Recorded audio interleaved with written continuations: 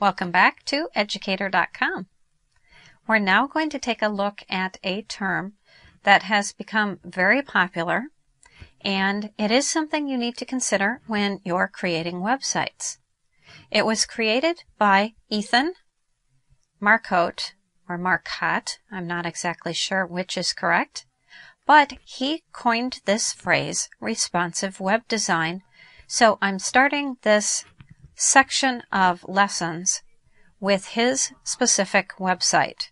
And basically, the idea is we're using so many devices now to view websites that it's very difficult to determine specifically what size browser is viewing our website.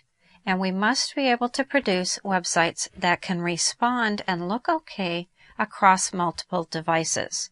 So the idea here is there's tablets, there are different e-readers, there are many different sizes of tablets now. There are also smartphones, and those are small, they're big. It's every different size. And then we've got the huge monitors as well. So we can't really determine, or it's much harder to determine, what width you should make your web page. So as a part of that process, the idea is to allow your website to respond, become a responsive website to whatever the device is. So in other words, it would adjust accordingly. And the concept is a great one, but it's a bit harder to implement. And I want to show you within this group of lessons some of the features that Dreamweaver can assist you with.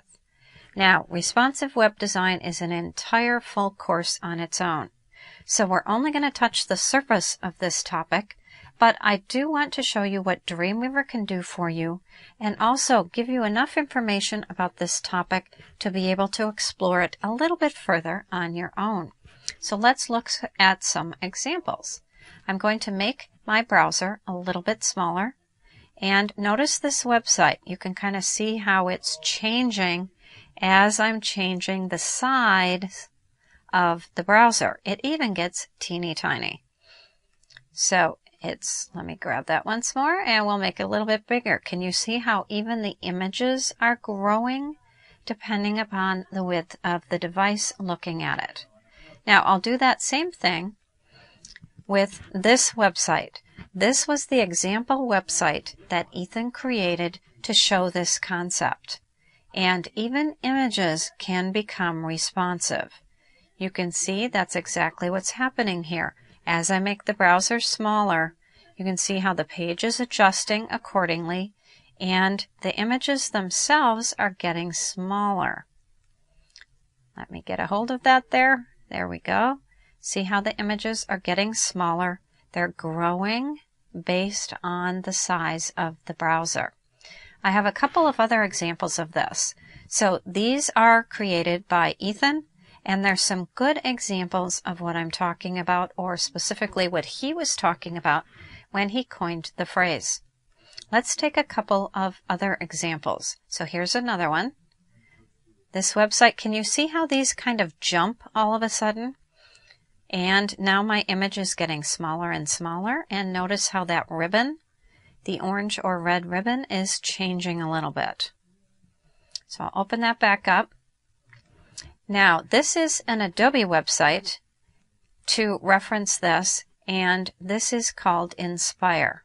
And as I make this one smaller, you can see that image didn't change until I got to about right here. So there's a set size that as soon as the browser gets to that size, it changes the size of the actual page. So at full width, you would never know that. Now let's take a look at what we're going to research a little bit further, and that is our Wanderlust Travel website. Now this is just a base page. It's not an actual page with true content for the website, but it is still a responsive design. Watch what happens as I make it smaller. You can see out at this width, my image is on the right-hand side. This blue box represents where an image is going to be placed. So I call that my placeholder image. Now that I've moved it a little bit smaller, you can see that image is no longer on the right. It moves underneath. And I'll scroll back up again. Notice my upper navigation area is changing also automatically based on the browser size. And as soon as I get to this width, you can see my buttons become more usable on a phone-sized device, and my image completely disappears from the page. Now this lower portion is a bit odd right now. This is actually designed to go to this width in terms of getting small. So I don't have my style sheet set up to go all the way to 0, so that's why it started looking a little bit odd when it got really narrow. Nobody's going to be looking at it quite that narrow. But that is a responsive web design. You can see here's the tablet size. Basically, this is the phone size. Here's the tablet size. And here is the desktop size. So that's an idea of what we're going to be doing. Now, I could get really deep into this topic, as I mentioned. What I'm going to try and do is kind of give you a starting point for how to create your responsive design using Dreamweaver. So it kind of comes down to a phone size, a tablet size, and a desktop size, and I didn't go quite as far as making the images responsive. That would be a responsive web design course.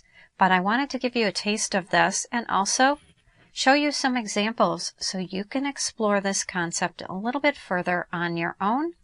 I also want to give you a starting point in Dreamweaver because you look at this and say, that's great, wonderful.